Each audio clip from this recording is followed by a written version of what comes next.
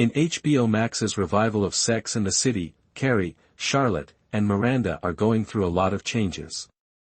If you've followed along, you know that it hasn't been easy for them to decide what should remain in their lives and what should go in order for them to move on. Consider episode 6, where Carrie moved into a new apartment and considered getting a makeover to help her move forward.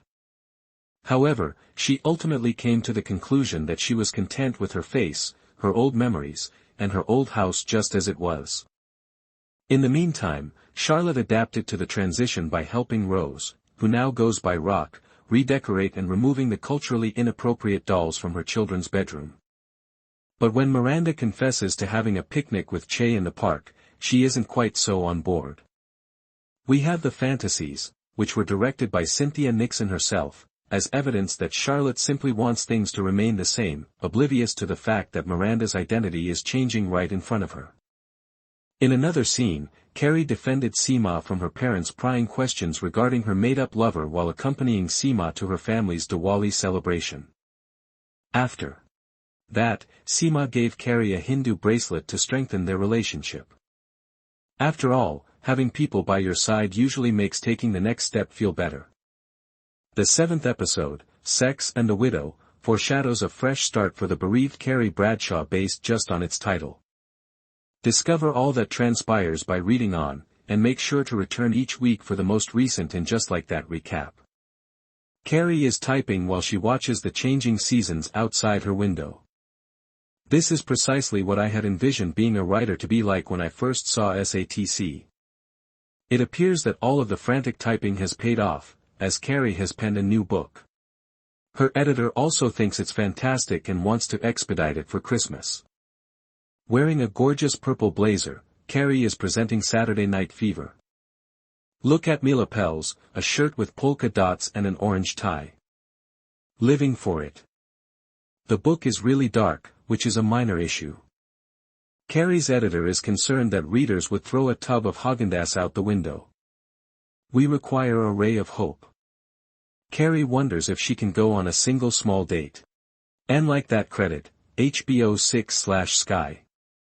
Once again, Lisa Todd Wexley makes a tennis attire seem stylish. What does she do?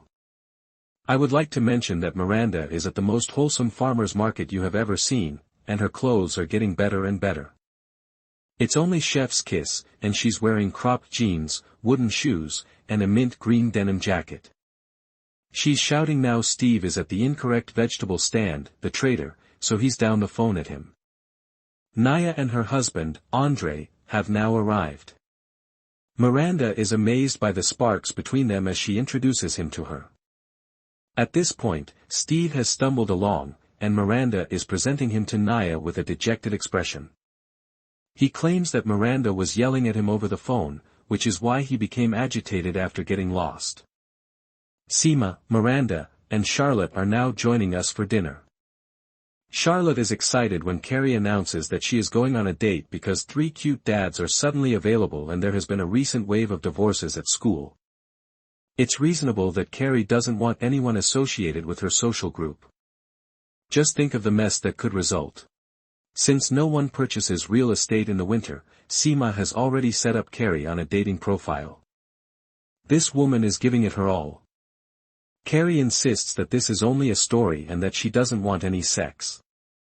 However, Miranda is skeptical about that and claims she would kill to ride the roller coaster again because she's been spending too much time on the monorail. In case you were wondering, no, things aren't getting better with Steve.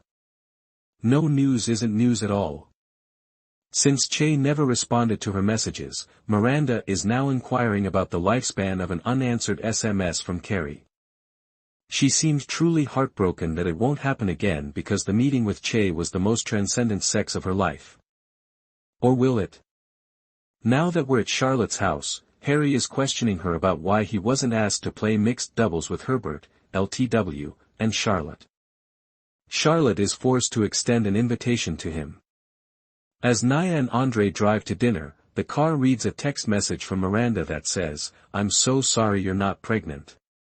It doesn't sound amusing, but I have a severe case of schadenfreude, and this has made me